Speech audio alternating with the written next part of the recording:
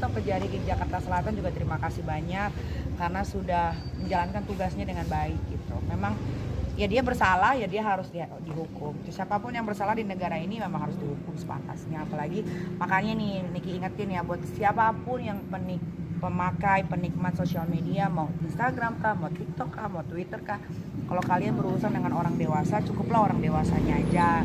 Kalau misalkan kalian mau berantem sama saya, kalian mau huru hara sama saya, ya sama sayanya aja, jangan bawa anak saya gitu. Karena kalau udah kerana privacy, private, bawa keluarga, bawa anak, biasanya kalau lagi pikiran lagi tenang, gue nggak bakal ngelaporin. Tapi kalau pikiran gue lagi nggak tenang, itu pasti gue akan cari-cari gitu, mau di akun gosip kek, mau di akun siapa kek, pasti gue cari cap-cip-cup aja gitu kalau gue orangnya.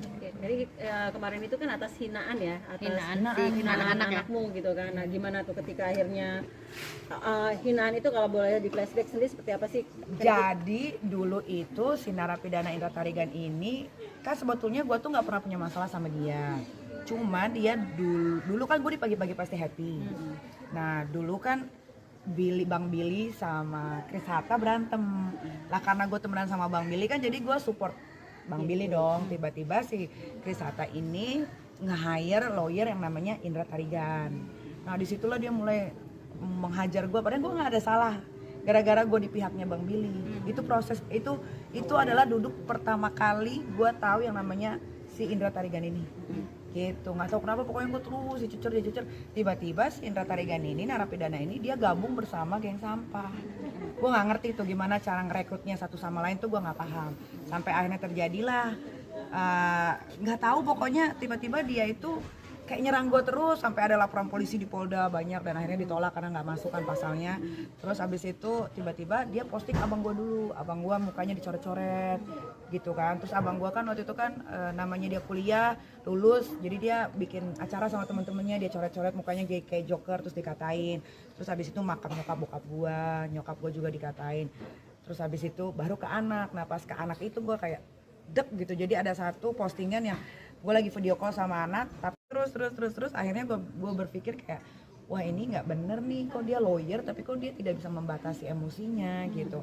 Akhirnya ya udah dapet masuk pasalnya, ya udah jalan. Ini 2 tahun loh prosesnya, karena kalau gue itu kan kalau ngelaporin orang memang betul-betul menjalankan sesuai prosedur. Gue nggak pernah bayar, gue nggak pernah minta tolong siapapun. Gue pengennya memang pure aja gitu jalannya.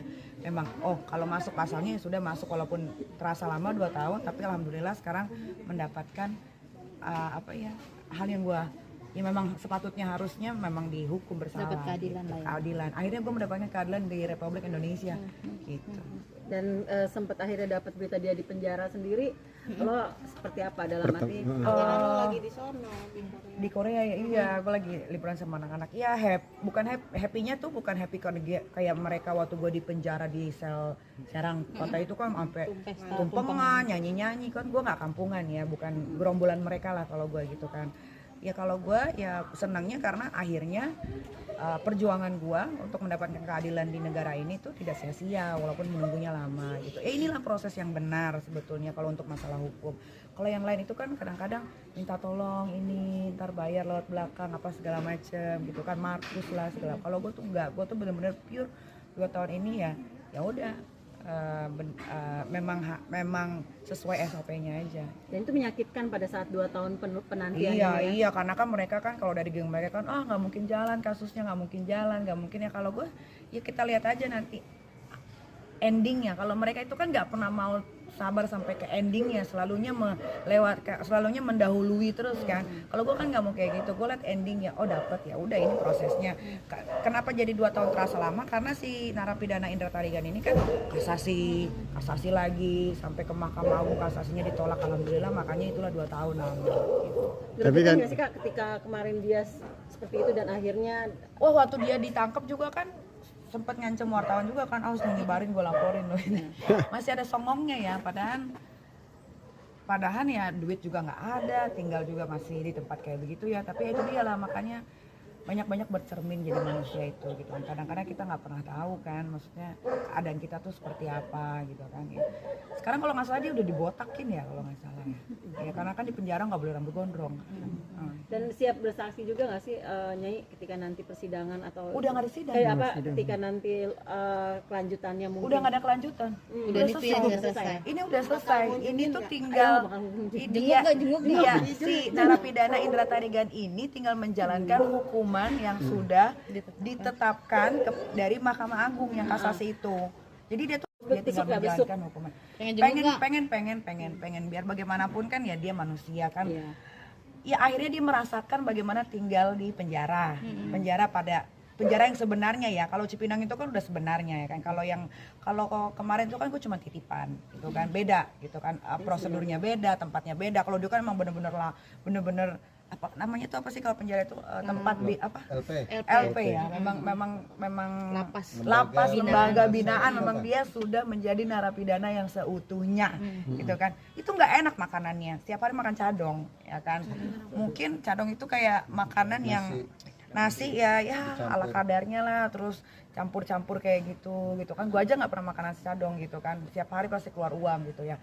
Ya siapa yang mau perhatiin gitu kan. Pasti kan yang ketua-ketua gengnya ini yang sudah merekrut dia kan juga nggak bakal ada yang mau bantu dong. Dan dia bukan di penjara 1-2 bulan gitu, 8 bulan plus 6 bulan kalau dia nggak bisa bayar denda 250 jutanya gitu. Ya pasti gue akan menjenguk gitu. Setidaknya gue pernah bilang juga sama dia waktu di persidangan, saya maafkan kamu tapi proses ini tetap berjalan. Tapi saya pikir dia mau berubah, ternyata dia masih menghajar saya beberapa minggu yang lalu kan. Ya udah akhirnya jadinya masuk penjara deh. Kak, kalau dia ketemu mau ngomong apa sih Kak? Apa yang mau diomongin gitu kalau dia ketemu? Di Serang itu kan yang bersangkutan juga jenguk ya. Nggak jenguk, dia mau bikin gara-gara aja. Nggak ada jenguk sama sekali dia itu ceritanya mau jadi detektif gitu kan. Terus dia tuh katanya kan waktu ke Serang juga mau nginjek lehernya Bang Haji. Ya itu aja yang dia lakuin gitu. Nggak dia nggak akan pernah bisa masuk untuk ngejenguk gue karena gue berhak untuk menerima siapapun tamu yang mau gue terima dan tidak gitu. Jadi dia masuk, mungkin dia masuk aja tapi nggak sampai ke dalam gitu. Memang lagian si Indra Tarigan itu siapa bisa main celonong masuk begitu aja, dia kan bukan siapa-siapa. Tapi berharap juga nggak sih gerombolan mereka tuh kan sempat udah ada laporannya juga ya di Polda Banten. Polda Serang sama Polda Indra Tarigan kan memang dilaporin sama Bang Haji. Itu kan prosesnya masih berjalan gitu. Enggak, gerombolannya kan ada kayak... Kalau Medina Musa kan di Tangerang Selatan ya. Itu juga prosesnya masih berjalan. Ya gitulah kalau proses sesuai SOP. Nggak ada minta tolong atasan ini itu. Kayak tapi waktu saat ketemu Indra Tarigan dia sempat nggak sih mohon minta maaf gitu untuk dicabut? Dia pernah memposting beberapa bulan yang lalu yang dia lagi di salon sama Kak Fitri. Ya itu dia proses meminta maaf. Tapi kan saya nggak bisa maafin begitu aja dengan perlakuan dia selama ini. Pas saya nggak maafin, katanya dia posting dengan caption yang menggiring opini lah. Bener juga kata orang dulu, kalau kita mau bagus ya lingkungan kita juga harus bagus dan bertemannya sama orang yang bagus. Karena dia bertemannya sama orang yang sengklek otaknya, makanya dia nggak pernah bener otaknya gitu. Selalunya tadinya udah mau bener, tiba-tiba belok lagi gitu. Sayang juga, kasihan juga sih sama Tarigan ini. Next.